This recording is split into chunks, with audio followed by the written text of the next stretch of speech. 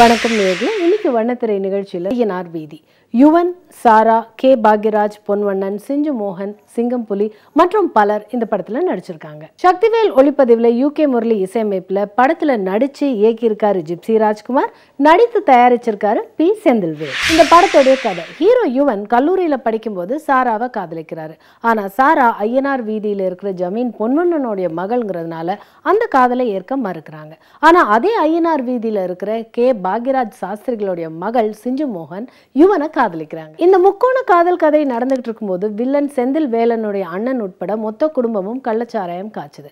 ஆனா ஐயனார் வீதியில கள்ளச்சாராயம் காய்ச்சவும் விற்கவும் கட்டுப்பாடு இருக்கு.